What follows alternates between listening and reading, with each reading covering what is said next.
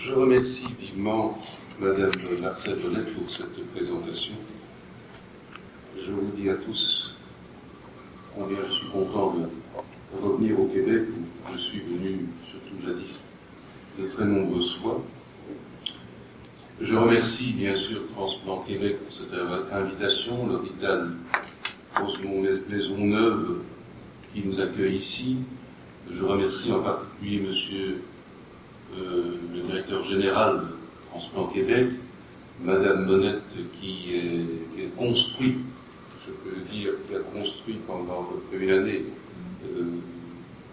ma venue, l'organisation de cette venue. Et je vais donc essayer de répondre à cette invitation en commençant cependant par une précaution oratoire que j'exprime chaque fois que je parle de bioéthique, c'est que je suis philosophe, c'est bien indiqué d'ailleurs là sur l'écran, que j'ai traité effectivement de questions bioéthiques, mais principalement au plan théorique et méthodologique. Et mon expérience des comités d'éthique est une expérience limitée, en ce sens que je n'ai été membre que de comité national, de Belgique évidemment en l'occurrence, et d'un comité international qui est le groupe européen d'éthique auprès de l'Union européenne, le comité d'éthique de l'Union européenne. Donc c'est une expérience intéressante, mais à un niveau de généralité assez élevé. Et je crois qu'il est bon de le souligner, qu'il y a là des limites, puisqu'il y a dans cette salle de nombreux praticiens et qu'on peut venir à la bioéthique à partir de provenances extrêmement diverses. Alors venons-en à la question de la dignité. Mes réserves et ma méfiance à propos de la notion de dignité sont en fait anciennes. Et elles étaient liées au fait que cette notion apparaît trop souvent en association et dans des contextes en association à des interdits d'une part et dans des contextes qui tendent à l'opposer à la notion de liberté. Mais c'est mon implication en fait fortuite dans une vaste entreprise de recherche internationale sur la dignité qui m'a conduit à m'intéresser beaucoup plus systématiquement à ce sujet il y a quelques années. Quelques mots au sujet de cette entreprise. En fait, l'entreprise en question, c'était une organisation de grands colloques avec comme espoir de trouver dans la notion de dignité, qui est très ancienne et qu'on supposait authentiquement universelle, le fondement unique, indiscutable, à la base de tous les droits humains, de tous les droits de l'homme. Les droits de l'homme étant une référence plus récente, moderne et souvent contestée. Alors, 4 grands colloques internationaux furent ainsi organisés à Jérusalem, à Rabat, à Barcelone et à Vadstena en Suède, afin d'étudier la notion de dignité, mais alors sous tous ses aspects, dans tous ses contextes, à toutes les époques, dans tous les pays, par des historiens, des philologues, des philosophes, des bioéthiciens, des juristes, des psychologues, etc. Les conclusions ne confirmèrent pas l'espoir des initiateurs. Dès la fin du premier colloque, je lis une phrase de conclusion, nous découvrîmes de façon répétée que l'évidence historique n'autorise pas une vision consensuelle et optimiste du concept de dignité humaine supposé partagé par les grandes traditions religieuses. Le deuxième colloque, qui avait lieu à Rabat, était davantage axé sur la bioéthique et il a surtout souligné l'irréductible polysémie de la notion de dignité, allant jusqu'à des acceptions carrément opposées. Le troisième colloque concluait, je le cite, « Le débat n'est pas terminé et il ne devrait d'ailleurs pas se terminer du tout ». Et enfin, le dernier colloque, qui avait un titre assez pompeux, « Les chemins de la dignité humaine, des traditions culturelles à un nouveau paradigme », qui aurait été le paradigme de la dignité. Ce dernier colloque rappela surtout l'importance cruciale des liens entre dignité et citoyenneté. Qu'est la dignité de l'individu si celui-ci n'est pas citoyen d'un État. Qu'est encore cette dignité si cet État n'est pas un État de droit démocratique? Comment assurer une reconnaissance internationale de la citoyenneté garantissant une protection universelle de la dignité des personnes?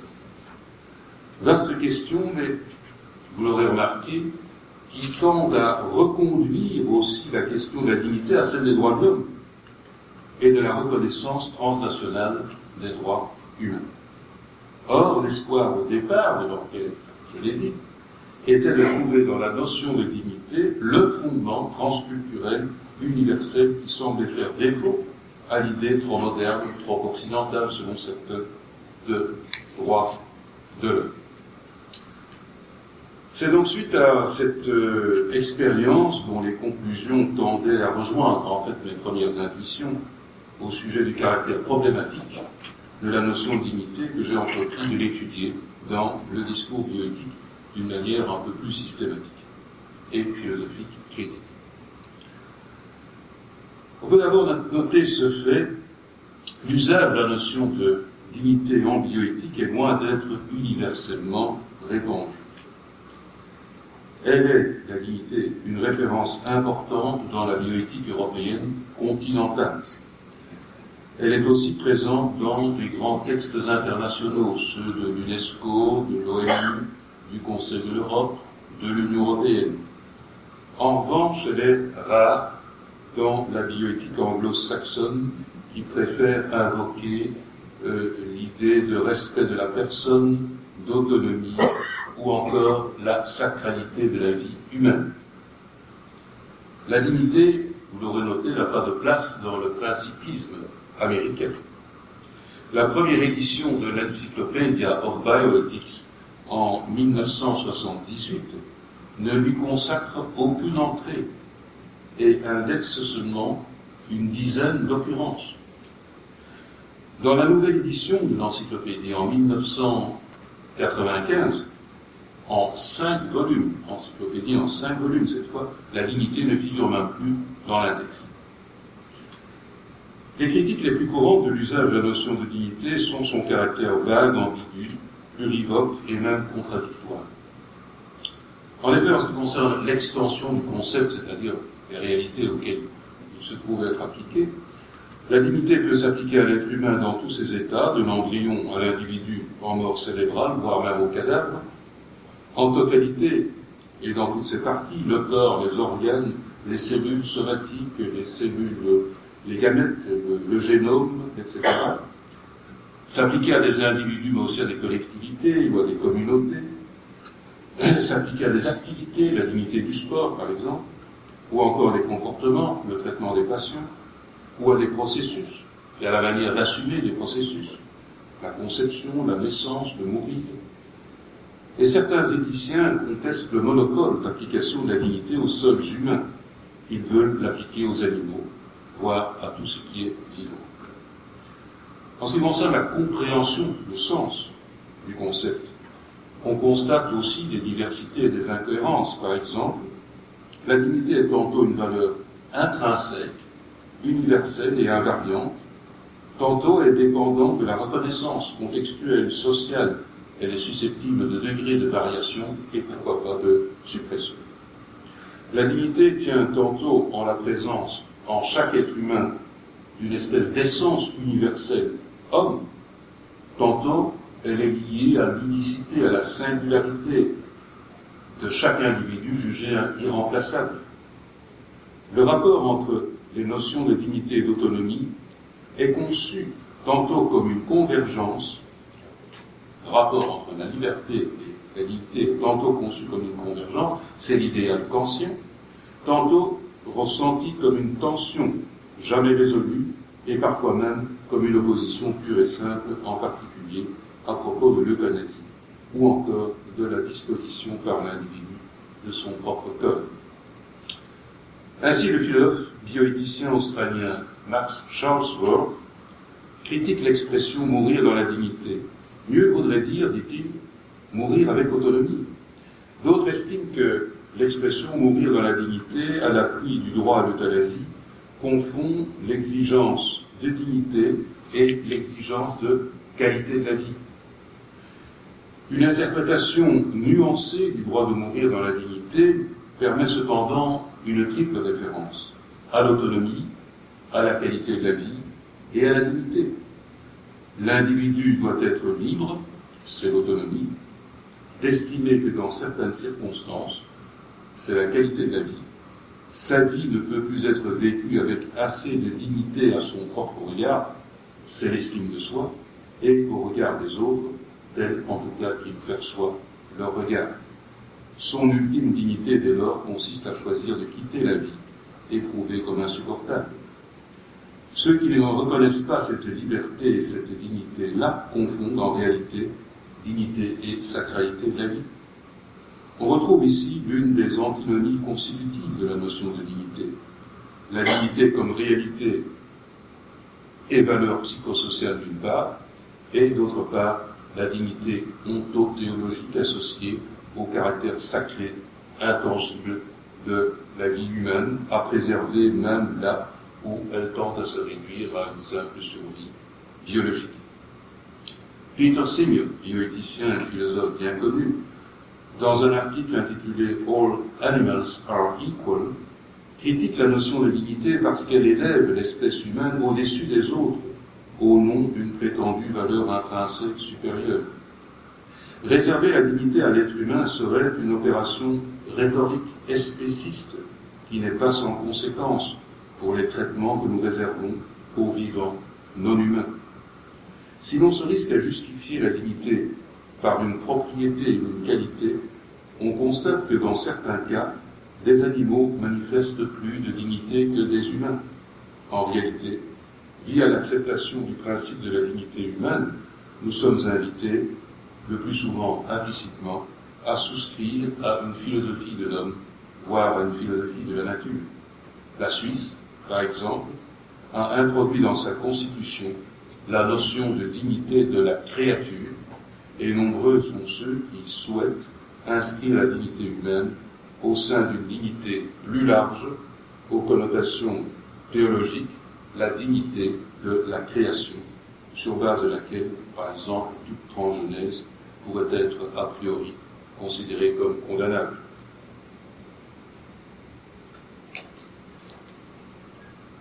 Ainsi que je l'ai dit, l'Europe est accueillante à l'idée de dignité. Pourtant, sa reconnaissance y est bien inégale. En ce qui concerne la Belgique, que je connais bien sûr, Belgique multiculturelle, pluraliste, avec un comité de bioéthique et une méthodologie extrêmement ouverte. En Belgique, le multiculturalisme, le pluralisme et la méthodologie même du comité de bioéthique conduisent quelquefois à des consensus, ou même assez souvent à des consensus bioéthiques partiels, peu compatibles avec la dignité en tant que valeur intrinsèque universelle. Pluralisme et libéralisme sont spécialement sensibles à propos de l'embryon et de l'euthanasie, mais aussi à propos du statut du corps. En Belgique, le principe d'autonomie est plus régulièrement invoqué que le principe de dignité. Et c'était son deuxième avis en 1997. C'était un avis concernant la Convention de bioéthique et des droits de l'homme rédigée par le Conseil de l'Europe, concernant la Convention du Conseil de l'Europe sur les droits de l'homme et la biomédecine, c'est le titre officiel. Eh bien, dans son deuxième avis, le comité consultatif de bioéthique de Belgique s'exprime très clairement sur la question de la dignité. C'est une citation assez longue, mais je crois que ça vaut la peine de la lire. Il faut rappeler que l'esprit de la Déclaration des droits de l'homme, au nom duquel esprit la Convention du Conseil de l'Europe est déclarée, puisqu'il s'agit d'une convention concernant la biomédecine des droits de l'homme. Donc c'est bien au nom des droits de l'homme que cette convention a été déclarée. Donc au nom duquel la convention est déclarée, cet esprit veut protéger des personnes au sens d'individus, sinon adultes, du moins nés, protéger l'embryon ou des entités encore plus éloignées de l'individu ou de collectifs d'individus vulnérables, tel le génome humain, n'a jamais été à l'ordre du jour des textes fondamentaux des droits de l'homme. La valeur fondamentale dans ces textes de base était d'abord la liberté de l'individu, spécialement dans les déclarations de 1789, les déclarations archétypiques, mais aussi dans la déclaration de 1948, article 1. La valeur fondatrice de la Convention du Conseil de l'Europe est la dignité de l'être humain, et non plus la liberté. Si l'on postule, cependant, qu'il revient à chaque individu de décider ce qui relève de sa dignité, alors la continuité est assurée. Mais si l'on estime qu'il convient de protéger les individus et les collectivités contre des atteintes à la dignité de l'être humain, malgré eux, et même contre leur propre volonté, toutes les limitations deviennent possibles au nom des vraies valeurs. Le danger n'est qu'une fraction de la société ou de l'humanité, par exemple une communauté religieuse ou une tendance idéologique, définissent et imposent aux autres sa conception de la dignité de l'être humain. Fin de citation. En revanche, la France, qui est voisine de la Belgique, place le principe de dignité au centre de la bioéthique et du biodroit, et postule sa convergence kantienne avec le principe d'autonomie. France et Allemagne se rejoignent pour dénoncer la bioéthique anglo-américaine jugée utilitariste et réductionniste, aliénatrice de l'humain. Mais c'est à l'Allemagne que revient la première place dans la promotion de la dignité humaine. Celle-ci figure dans l'article 1er de la Constitution allemande. La dignité de l'être humain est intangible.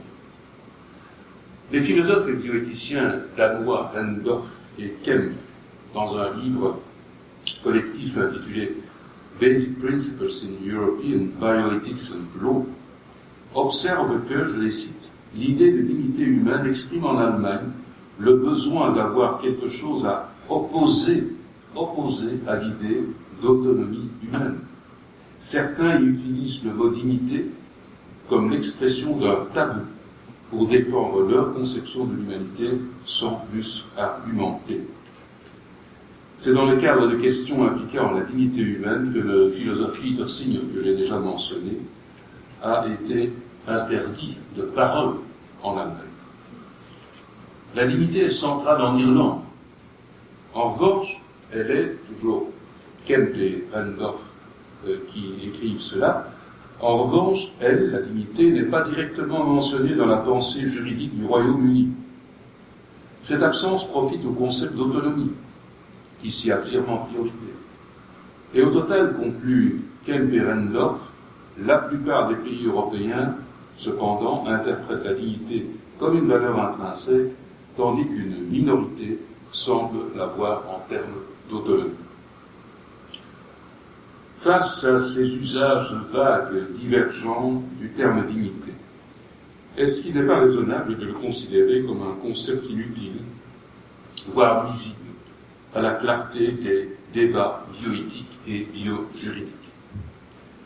C'est la conclusion tirée par Ruth Macklin en 2003 dans un bref éditorial du British Medical Journal intitulé Dignity is a Useless Concept.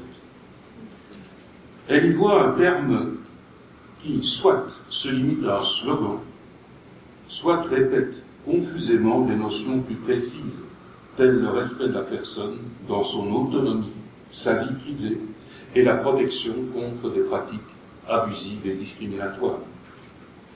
Mais c'est aussi un terme, dit-elle, qui conforte certaines positions philosophico-religieuses et qui n'est donc pas inutile pour tout le monde. Macklin a suscité beaucoup de critiques. Ainsi, dans un article qui s'intitule « La notion de dignité humaine est-elle superflue en bioéthique ?», Roberto Andorno, qui est un juriste et qui fut membre du Comité international de bioéthique et de l'UNESCO, reconnaît les défauts de l'expression dignité humaine et même son caractère dogmatique. C'est un knockout argument, dit-il, qui dispense d'expliquer et de discuter davantage. Mais il défend la notion, car elle serait la valeur intrinsèque, universelle, qui fonde l'obligation de respecter les personnes. Toutefois, il reconnaît que, je le cite, le fondement ultime de la valeur intrinsèque de l'être humain est plus complexe et renvoie à la métaphysique et à la théologie. À ce niveau, écrit-il toujours, l'argumentation la plus fréquente est celle qui renvoie à la nature spirituelle de l'âme humaine. Et il réfère à Platon, à Aristote, ainsi qu'à la tradition chrétienne de l'imago Dei, de l'image de Dieu. En somme, Adorno reconnaît aussi que recourir à la dignité comme valeur fondamentale n'est pas sans enjeu. La dignité tend à privilégier certaines positions idéalistes et spiritualistes, philosophiques et religieuses. Mais il n'approfondit pas cette référence philosophico-théologique et, faisant comme si elle était tacitement acceptée par tous, il revient aux pratiques et il dit, je le cite une dernière fois, mais en réalité nous n'avons pas forcément besoin d'avoir recours à ces notions hautement métaphysiques et de nous mettre d'accord sur le fondement théorique ultime de la dignité humaine pour la reconnaître dans la pratique de la vie sociale. Certes, mais un philosophe peut difficilement marquer son accord sur ce qui ressemble un petit peu à une pirouette. Il faut donc scruter plus avant les usages de la dignité en bioéthique d'un point de vue philosophique. Le recours à la dignité comme valeur intrinsèque tombe sous les critiques générales relatives à l'existence de valeurs en soi. Cette critique souligne que ce sont toujours des individus ou des collectivités et jamais tous les hommes et toutes les femmes qui affirment l'existence de valeurs absolues non dépendantes des êtres humains et qui s'efforcent de cette manière de les imposer ou de les faire accepter par d'autres qui ne les partagent pas. Cette critique vaut pour tout fondationalisme et tout fondamentalisme, toute position essentialiste et universaliste dogmatique. Mais la critique n'est pas purement formelle. Le recours à la valeur en soi et ce qui va avec, c'est-à-dire des essences, des natures, des invariants, des vérités indiscutables, etc., ce recours à la valeur en soi est caractéristique de certaines conceptions philosophiques et religieuses avec lesquelles tout le monde n'est pas nécessairement d'accord. La bioéthique n'a pas toujours bonne presse auprès de nombreux philosophes professionnels. Parmi les critiques justifiées, il y a l'instrumentalisation contestable de la philosophie par la bioéthique. Elle s'explique diversement. D'abord par l'ignorance de l'histoire de la philosophie au temps de la philosophie contemporaine. Ensuite parce que les intérêts et les visées des divers acteurs de la bioéthique, et ils sont nombreux, des juristes, des médecins, des théologiens, des associations d'intérêts diverses, les intérêts et les visées des divers acteurs de la bioéthique sont souvent éloignés de l'esprit du questionnement philosophique. L'exemple de Roberto Adorno que j'ai mentionné est tout à fait parlant à cet égard. Et il ne faut pas se méprendre, je ne critique pas du tout cette attitude dans le chef d'un juriste en quête de justification. C'est en fait aux philosophes de faire leur travail et de montrer que son recours à la philosophie pour fonder la dignité humaine et tout ce qui doit s'en suivre est un peu léger.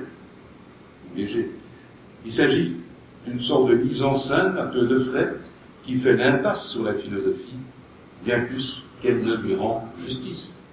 Ces lacunes concernent d'abord le choix des références philosophiques. Ainsi, la référence à Kant, Emmanuel Kant, est répétée dans les argumentations bioéthiques évoquant la dignité, de texte en texte. Il est vrai que Kant distingue entre choses et personnes. Les premières ont un prix, les secondes n'ont pas de prix, mais une valeur intrinsèque, non échangeable, la dignité. Cette dignité, qui est le propre de l'être humain, s'exprime dans l'autonomie, dont la règle est l'impératif catégorique. Par ces références, on pense avoir tout éclairé et fondé. La dignité humaine, son universalité, son association essentielle à la liberté. Le reste de la pensée kantienne n'est pas considéré. Les présupposés et postulats kantiens sont ignorés ou passés sous silence. Parmi ces postulats légitimes selon Kant, je signale la convergence entre la liberté ou la volonté et la raison, c'est le sens de l'autonomie. Deuxièmement, le dualisme, l'idéalisme et le spiritualisme. Et troisièmement, la foi chrétienne piétiste qui inclut notamment la croyance en l'immortalité de l'âme. Il est douteux que tous les bioéthiciens qui invoquent Kant soient prêts à prendre en charge, ne fût-ce qu'à titre d'hypothèse vraisemblable, toutes ces présuppositions ou ces postulats.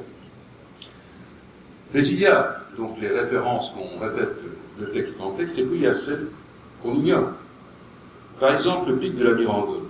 Le pic de la Mirandole n'est que très exceptionnellement évoqué dans les textes bioéthiques relatifs à la dignité.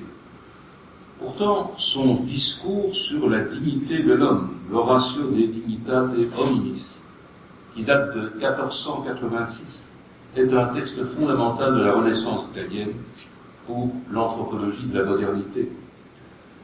Pour Pic, la dignité de l'homme tient au fait que l'homme a été créé, comme il dit, sans archétype. Il est, je le cite, l'œuvre d'une image indistincte.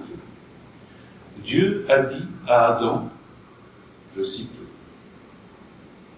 Pic de la Mirandole, Dieu, si vous voulez, puisque c'est Dieu qui parle, pour les autres créatures, leur nature définie en bride, leur nature définie, est tenue en bride par des lois que nous, Dieu, avons prescrites. Toi, homme, aucune restriction ne te bride. C'est ton propre jugement auquel je t'ai confié qui te permettra de définir ta nature. Doté du pouvoir de te modeler et de te façonner toi-même, tu te donnes la forme qui aurait eu ta préférence. Et il compare l'être humain à un caméléon, car, dernière petite citation, l'homme n'a en propre aucune image innée. Aujourd'hui, donc plus d'un demi-millénaire plus tard, cette plasticité ontologique présumée de l'être humain reste au centre de bien des débats. Quelles sont mes critiques au sujet de l'utilisation de la philosophie par la bioéthique à propos de la dignité? Bien, premièrement, il y a cette sélectivité des références. Il est inacceptable de faire comme si la pensée kantienne, ou dans d'autres contextes, Aristote par exemple, épuisait les philosophies pertinentes, au passé comme au présent. Deuxièmement, il y a, et c'est lié, l'illusion de l'unité de la philosophie. Privilégier un courant philosophique suscite l'illusion que la philosophie est unitaire. Or, dès les débuts, 6e siècle avant Jésus-Christ, dès le début, la philosophie était plurielle et polémique, de l'ontologie à l'éthique. Ne voir que Kant, par exemple, fin du XVIIIe et début du XIXe siècle, c'est ignorer les courants empiristes utilitaristes anglais, les courants matérialistes et positivistes français. Et si l'on considère un instant la pensée philosophique et scientifique contemporaine, la pluralité des approches est confondante. Il y a les matérialismes, dont le matérialisme historique, évolutionnisme, pragmatisme, néopragmatisme, existentialisme, néopositivisme, les phénoménologies, le rationalisme critique, les utilitarismes, etc. Le recours à la philosophie par la bioéthique donne donc une image extraordinairement simplifiée, partielle et réductrice de l'histoire et de l'actualité philosophique. La référence kantienne est tout le contraire d'une référence neutre, innocente. Elle conforte les conceptions dualistes, universalistes, essentialistes, idéalistes, spiritualistes et religieuses chrétiennes, telle la croyance en l'existence de l'âme ou encore en un plan finalisé de la nature. Kant, faut pas l'oublier, est un penseur pré-darwinien. Son imaginaire est plus proche du créationnisme que de l'évolutionnisme. Il estimait que la physique newtonienne était le paradigme définitif de la science. Or, la question est, Jusqu'où veut-on assumer toutes ces thèses et présuppositions lorsqu'on invoque Kant? Et si on n'en veut pas, quelle est la valeur de la référence kantienne que l'on fait passer pour un fondement universel et indiscutable? L'idéalisme kantien est aux antipodes des pensées nominalistes, empiristes, matérialistes, pragmatistes, agnostiques, athées, évolutionnistes. Kant entretient la tradition du droit naturel associée à l'idée de nature humaine. Dans le livre intitulé Home Cloning, John Harris, le bioéthicien, philosophe britannique, athée, bien connu, consacre un chapitre à Human Dignity and Reproductive Autonomy. Harris manifeste les caractères superficiels, contestables, rhétoriques des recours à Kant, et il s'indigne de l'accusation d'être, qu'on lui a portée, donc, d'être à l'émergence d'une tendance, je le cite, révisionniste de la pensée bioéthique. Une accusation qui est presque une injure, qui lui a été adressée par le bioéthicien français Axel Kahn. Contre celui-ci, Harris plaide pour, je le cite, l'émergence d'une pensée bioéthique, comme opposée à la rhétorique vide qui évoque des principes ronflants. Ma critique s'accorde avec Harris sur ce point de l'instrumentalisation de la philosophie par certains bioéthiciens soucieux d'étayer leurs convictions, leurs vérités, afin de les imposer avec une apparence de légitimité aux antipodes d'un questionnement philosophique, authentique, critique. En bioéthique, l'invocation de Kant, qui est un grand philosophe, par ailleurs, je ne le nie pas, n'est-ce pas, l'invocation de Kant fonctionne beaucoup trop souvent comme une sorte d'argument d'autorité.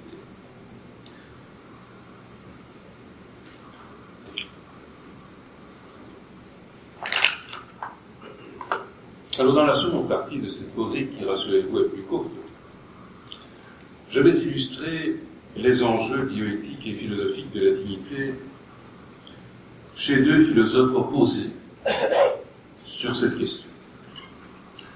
Il y a d'abord Jürgen Habermas. Dans L'avenir de la nature humaine, dont le sous-titre est Vers un eugénisme libéral, Habermas consacre une section à la dignité humaine, et il y recourt aussi abondamment à la notion de nature humaine. Je vais tenter d'expliciter l'ambiguïté de sa position qui reflète, à mon avis, une sorte de virage, peut-être provisoire, de sa pensée. D'une part, Habermas prétend ne pas vouloir abandonner sa position, qu'il a rendue célèbre d'ailleurs, post-métaphysique, c'est-à-dire favorable au pluralisme, à la discussion argumentée, à l'éthique procédurale, l'éthique de la discussion. Cette éthique procédurale de la discussion ne prend pas parti de manière substantielle sur des questions concrètes. Elle précise seulement la méthode à suivre pour arriver à des décisions substantielles légitimes. D'autre part, dans ce livre, il argumente en faveur d'une éthique de l'espèce humaine, qui comporte de nombreuses prises de position substantielles, y compris sur des questions concrètes et particulières. Cette éthique serait à accepter par tous, parce qu'elle serait fondée en raison et en accord avec les grandes religions, les grandes traditions religieuses. Elle reconnaît la dignité humaine qui s'exprime, rappelle à Habermas, dans l'article 1 de la Constitution allemande. La dignité de l'espèce humaine doit être imposée par le droit avec l'aide des pouvoirs politiques universels. Cette évolution de la pensée humaine, de la pensée habermasienne, donc d'une position post-métaphysique et procédurale à une position beaucoup plus engagée substantiellement et un petit peu dogmatique, disons. Cette évolution de la pensée de Habermas semble avoir été suscitée par un constat relatif au débat bioéthique. Ce constat est qu'en bioéthique, les discussions menées au sein de comités d'éthique pluralistes et pluridisciplinaires indépendants, donc dans d'excellentes conditions procédurales, dans d'excellentes conditions d'éthique de la discussion, si vous voulez. Eh bien, ces débats, ces discussions, n'aboutissent pas toujours à des consensus rationnels universalisables. Il révèle une diversité d'avis également argumentés. Or, certains de ces désaccords irréductibles concernent des possibles technoscientifiques jugés par Habermas absolument inacceptables, en particulier, par exemple, l'eugénisme positif, mais déjà certains usages du diagnostic prénatal ou du diagnostic préimplantatoire, et bien sûr le chimérisme, le clonage, etc. C'est possible menacerait les conditions a priori de l'éthique de la discussion elle-même, c'est-à-dire l'existence d'interlocuteurs autonomes et égaux. Il faudrait donc refonder le pluralisme procédural en confirmant en quelque sorte, hors discussion, une éthique de l'espèce humaine garantissant les conditions empirico-transcendantales de toute discussion valable. Et tel est le but du livre de Habermas. Les pratiques eugéniques ou assimilées mettraient selon lui nécessairement en danger les conditions empirico-transcendantales. Cela ne se discute pas. C'est pourquoi la vie humaine doit être protégée dès son commencement embryonnaire, dès sa conception. Le droit à un génome non manipulé, le droit de participer à la loterie génétique naturelle constituerait la condition d'épanouissement de l'autonomie individuelle. Et ce droit relève du respect de la dignité de l'individu. Même s'il affirme ne pas souscrire au spiritualisme, Habermas penche ici davantage du côté de l'idéalisme spiritualiste que du côté de l'empirisme, du matérialisme, de l'utilitarisme, du pragmatisme, du nominalisme ou encore de ce qu'il appelle le naturalisme scientiste. Un philosophe pragmatiste, c'est-à-dire un philosophe qui évalue les théories philosophiques en examinant quelles conséquences pratiques en découlent lorsque ces théories sont prises au sérieux et mises en pratique. Un philosophe pragmatiste ne verrait guère de différence entre l'éthique de l'espèce humaine habermasienne, l'éthique chrétienne, les positions de Hans Jonas ou encore celles de Francis Fukuyama. La convergence des grandes religions et de l'éthique de l'espèce humaine, partageant symboliquement la même image de l'homme, cette convergence est même soulignée par Habermas lui-même. Or, il y a un post-scriptum au livre de Habermas, un post-scriptum qu'il a voulu lui-même.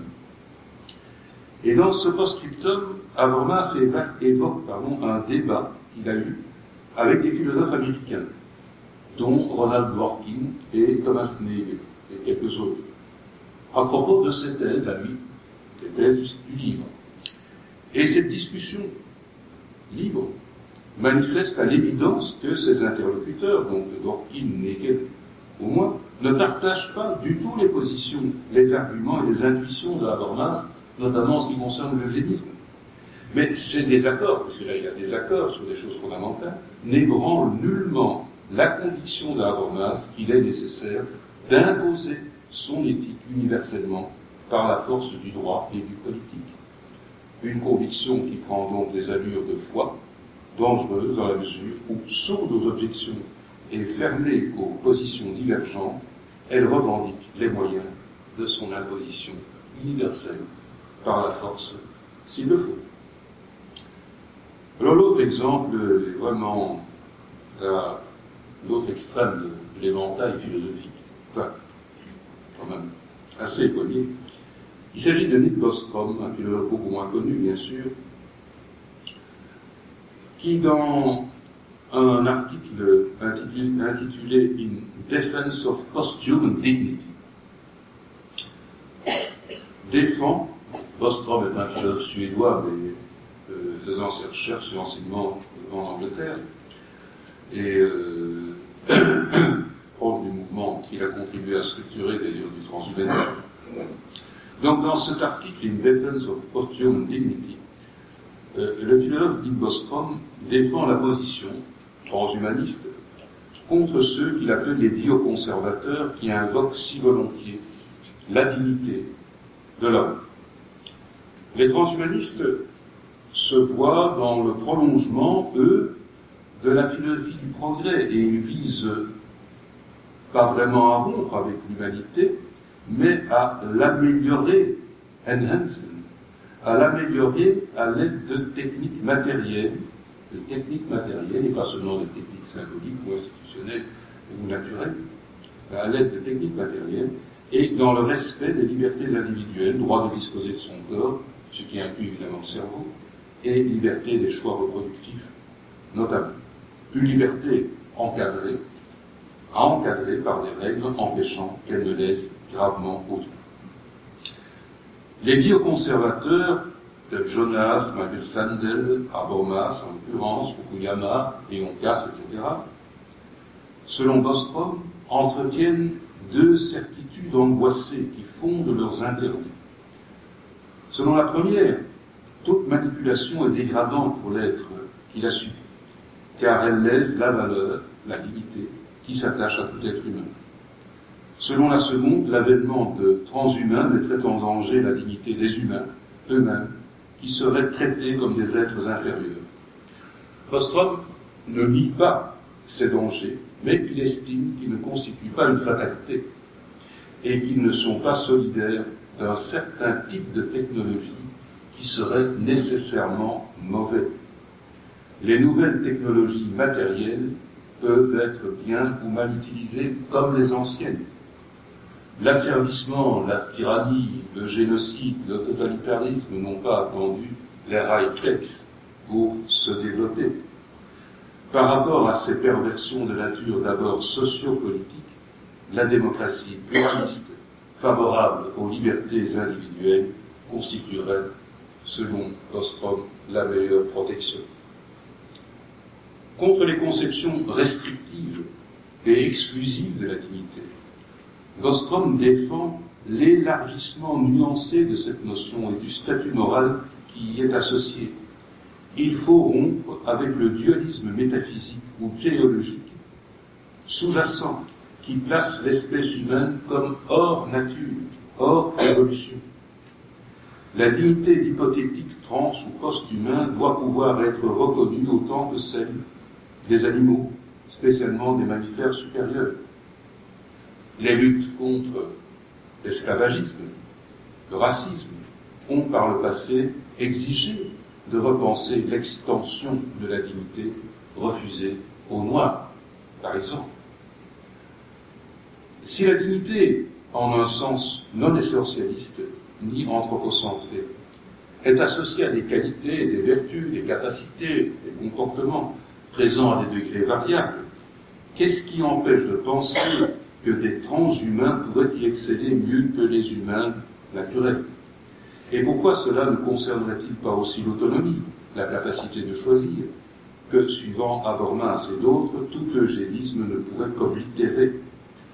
Pourquoi les trans ou post-humains ne pourraient-ils devenir meilleurs aussi au sens moral du terme que les humains, de telle sorte que ceux-ci n'auraient rien à craindre de cela, au contraire? Dans la mesure où l'esprit, quelle que soit la réalité que ce terme désigne, est dans la dépendance du cerveau, et celui-ci dans une certaine dépendance du génome, pourquoi exclure a priori que des modifications biotechniques, héréditaires ou non, pourraient contribuer à accroître, intensifier, enrichir ou équilibrer toute une série de qualités humaines, santé, longévité, mémoire, intelligence, conscience, autonomie, sensibilité, tolérance, empathie, bienveillance, etc. Pourquoi les transhumains ne pourraient-ils être en définitive plus moraux que les humains limités par de lourds et très inégaux passifs, génétiques et épigénétiques, plus ou moins compensés par des mesures sociales et symboliques? Pourquoi ne pourrait-il être plus conscient et plus libre, puisqu'il disposerait de capacités plus étendues, plus puissantes, plus fines? Il ne s'agit pas de prétendre qu'il en sera ainsi, dit Bostrom, mais d'affirmer seulement que cette question n'a pas à être tranchée a priori dans le sens des fantasmes et des dogmes des bioconservateurs. L'humanité n'a-t-elle pas toujours été en procès de post-humanisation, se demande Bostrom, car ainsi que Hugues de la Nuremberg peut mentionner, mais peu, ainsi que Pic de la Mirandotte, donc l'avait déjà soutenu, la dignité de l'homme, individuel, collectif et spécifique, tient aussi dans la libre capacité de se dépasser, de s'améliorer, et non dans l'entretien des limites que le passé, c'est-à-dire la nature et l'histoire, y ont d'imposer. J'en viens ainsi tout doucement aux conclusions de cet exposé. La tendance à diaboliser la pensée critique libre, politiquement et moralement peu correcte, n'est pas nouvelle. Il est donc important de préciser les limites de mes critiques. Dans un très grand nombre de situations, pratiquement tout le monde sera d'accord pour condamner des comportements indignes, non respectueux d'autrui, et mon propos n'est pas de porter un jugement sur la pertinence, sur l'utilité de la notion de dignité lorsqu'elle est confinée au discours ordinaire. Il est évidemment tout à fait légitime de rappeler que tout individu a droit au respect, quelle que soit sa condition en recourant au terme dignité. Mais à côté de ces usages non philosophiques, il y a des utilisations bioéthiques philosophiquement lourdes, et ce sont celles-ci qui ont été la cible de ces critiques. La dignité humaine n'y est pas un concept sans fonction ni utilité, mais cette utilité est partielle en ce sens qu'elle renvoie aux intérêts d'une certaine famille de pensée et attire sans le dire explicitement les autres vers des positions qui ne sont peut-être pas les leurs, des positions anti-pragmatiques, anti-utilitaristes, anti-évolutionnistes, anti-matérialistes, anti-athées, voire anti-laïques, des positions essentialistes, spiritualistes, finalistes, voire créationnistes. Cécité et ignorance, autant que calcul et rhétorique, environnent l'usage de la notion de dignité. Notion fondationaliste, la dignité humaine est utilisée comme argument massu à propos d'une série de questions bioéthiques concrètes sur lesquelles l'accord n'existe pas et que l'on feint ainsi de trancher d'une manière définitive. Quand on dit « c'est contre la dignité de l'homme », on prétend clore le débat. Telle que j'invite à la poser, la question centrale devient directe. Elle n'est plus « que sont la dignité et la nature humaine en leurs limites immuables », mais comment cette question est-elle tranchée? Qui en décide? Qui exerce ce pouvoir de définition essentielle et normative? Le recours à des affirmations fondationalistes ne constitue pas un moyen légitime pour trancher la question, car ceux qui soutiennent ces affirmations entendent imposer leur valeur, leur vérité à tous. Pour de nombreuses questions relatives à la dignité, il est possible de s'entendre et de s'accorder sur des règles consensuelles. Sur les fondements, il n'est pas possible de s'entendre. Mais cela est heureux, car c'est grâce à ce différent fondamental que la liberté de penser existe. En bioéthique, la notion de dignité est trop souvent utilisée en contradiction avec la liberté de penser, de critiquer, d'interroger, d'analyser, de discuter, de chercher. Selon moi, il est inacceptable d'interdire au nom dogmatique de la dignité essentielle, une fois pour toutes et universellement, un ensemble de recherches et de pratiques actuelles et ou potentielles. Euthanasie, eugénisme, clonage, disponibilité du corps, amélioration au sens transhumaniste, etc. Nous, moi-même et pas mal d'autres, trouvons ces interdits inacceptables, non pas parce que nous serions nécessairement partisans à titre personnel des positions qui les transgressent. Nous pouvons parfaitement comprendre qu'un pays ou un groupe de pays démocratiques pose un certain nombre d'interdits après discussion publique et au nom de règles de la majorité démocratique. Mais ce qui n'est pas admissible, c'est de prétendre fonder de telles interdictions pratiques, ontothéologiquement, à l'aide de notions telles que la nature, l'essence, la dignité humaine. Car l'interdiction de type fondationaliste ou fondamentaliste entraîne logiquement l'interdiction de discuter et de mettre encore en question à l'avenir, dont une interdiction qu'un biodroit naturel traduit dans des lois pourrait rendre effective. Si par exemple le clonage est interdit par une législation positive, il est cohérent de sanctionner ceux qui l'expérimentent, mais pas ceux qui critiquent l'interdiction et la discutent. Mais si le clonage est contraire à un biodroit naturel, ontologiquement et ou théologiquement fondé, alors il n'est pas seulement punissable de pratiquer le clonage, il peut devenir criminel simplement d'exprimer des réserves ou des critiques à propos de l'interdit. Voyez par exemple John Harris, traité de révisionnisme. Fondationalisme et fondamentalisme ne sont recevables qu'au titre de croyances individuelles ou communautaires au sein d'un espace ouvert qui permet aux individus de changer de croyance, de quitter une communauté ou de changer de communauté librement. Cet espace de liberté qui permet le mouvement et l'évolution est certainement l'un des foyers de mes préoccupations. En conclusion, j'ai montré, j'espère, l'irréductible diversité allant jusqu'à l'incohérence des usages de la dignité. La contradiction culmine à propos des rapports avec la notion de liberté, dont la dignité paraît tantôt synonyme, tantôt antonyme. Je me suis attaché à la clarification critique de la signification et de la portée philosophique profonde du recours à une notion aussi confuse. Elles tiennent dans des présupposés de type idéaliste et spiritualiste, religieux et métaphysique, fondationaliste, anti-évolutionniste, implicitement associés à la notion de dignité. En nous vantant et en nous vendant la dignité de l'homme, on nous vend en même temps, sans que nous nous en apercevions, plusieurs autres valeurs et notions dont nous ne voulons peut-être pas. Une certaine conception de la nature et de l'homme, un droit naturel, une métaphysique essentialiste, une religion. Cette opération délibérée ou inconsciente est rendue possible par la méconnaissance de l'histoire de la philosophie et de la philosophie contemporaine avec lesquelles les bioéthiciens et les éthiciens de toute provenance bricolent activement. Ma brève présentation des idées de Habermas et de Bostrom a confirmé à quel point dignité et nature humaine sont des notions associées de telle sorte que beaucoup d'invocations de la dignité comportent au moins implicitement une définition à la fois ontologique et normative de l'être humain avec les interdits absolus qui en découlent. Tous les philosophes contemporains ne partagent pas une conception métaphysique ou théologique de la dignité humaine. Plusieurs estiment que l'on peut parfaitement respecter les individus et les personnes dans une perspective non essentialiste, évolutive, une perspective ouverte même à la transformation progressive, délibérée et librement consentie de la prétendue nature humaine, dès lors qu'elle est comprise comme une réalité empirique, produit de l'évolution et de l'histoire.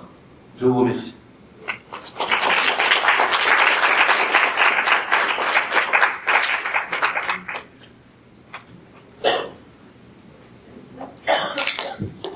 Oui.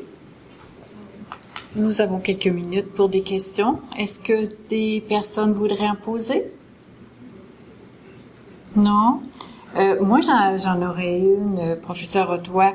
Est-ce que vous pourriez nous expliquer un peu, développer ce qu'est le transhumanisme et quelles sont les visées du transhumanisme? Oui, je peux essayer de faire cela, mais ça nécessiterait toute une conférence. D'abord, transhumanisme et posthumanisme sont des notions vagues qui correspondent à une nébuleuse, disons, de pensée, où on trouve pas mal de prophètes, de fantaisistes, mais aussi un certain nombre de penseurs plus sérieux.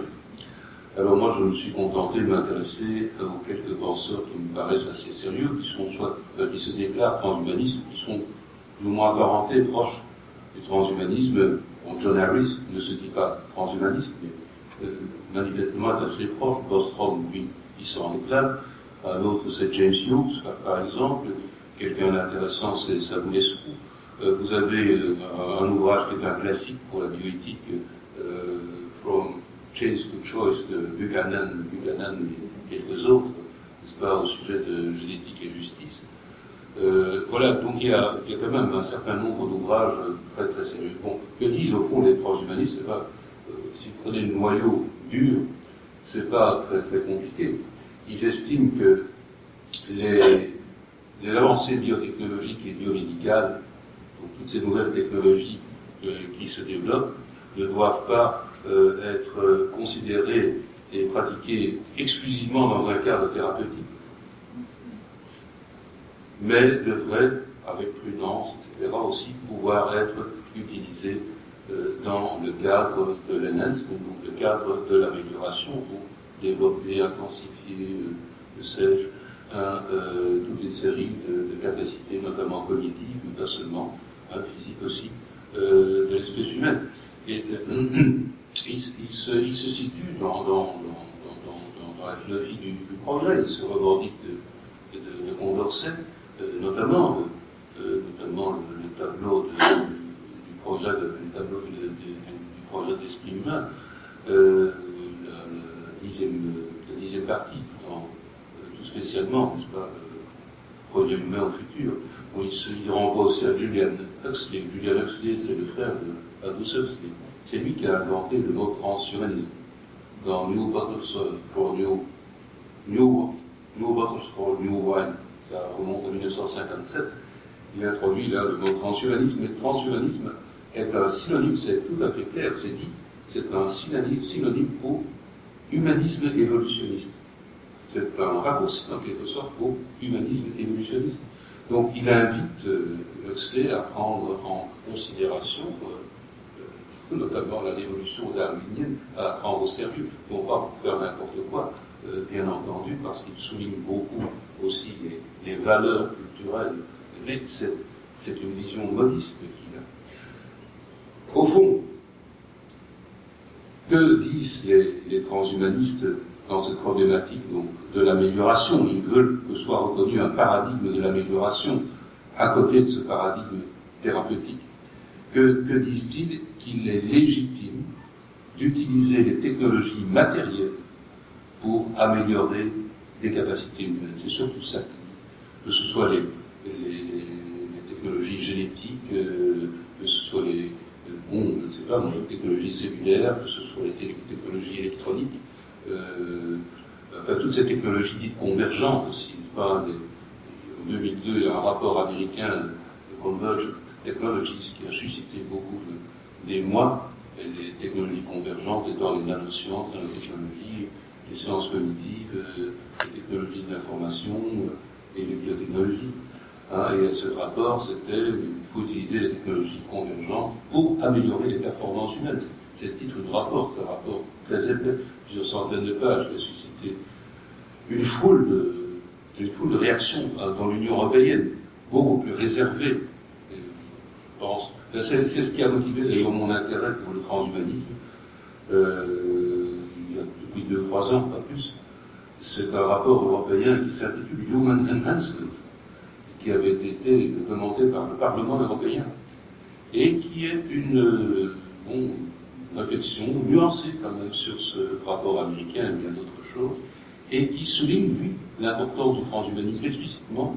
Ils disent dans ce rapport le courant transhumaniste mérite d'être pris au sérieux. C'est un acteur important politiquement aussi. Parce que les transhumanistes ont bien conscience que tout ça, c'est aussi de la biopolitique. Et puis, ils se retrouvent assez souvent mis en opposition un peu simpliste avec les bioconservateurs. C'est une image qu'on voit souvent, les bioconservateurs d'un côté qui veulent tout interdire, et les transhumanistes qui veulent tout permettre. C'est des images caricaturales, bien entendu. Il faudra y aller voir sur des problèmes concrets qui sont faits.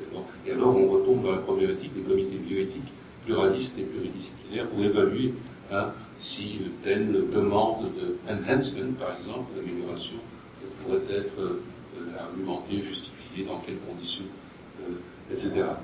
Donc voilà, moi je pense que les questions que suscitent les transhumanistes sont intéressantes, sont vraiment valables, parce que je crois que le paradigme évolutionniste, la révolution darwinienne, est encore très loin d'avoir été intégré dans la mentalité de notre civilisation, dans les cultures, dans notre morale, etc.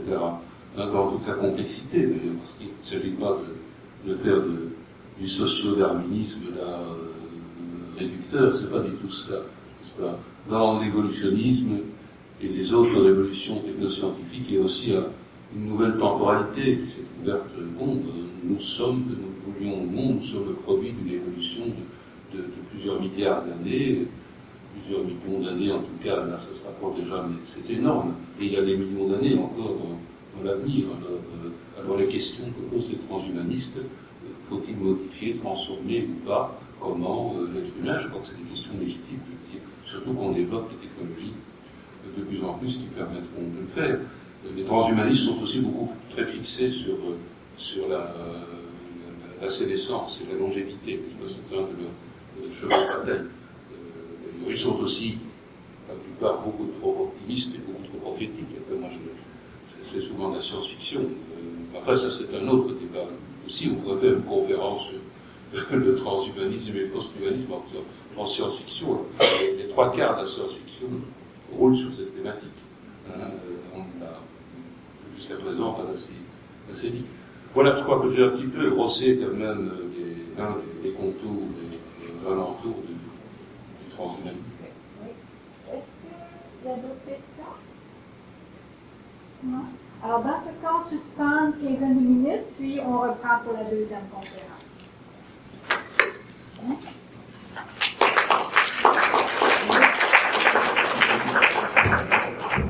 C'était la deuxième fois que je l'entendais.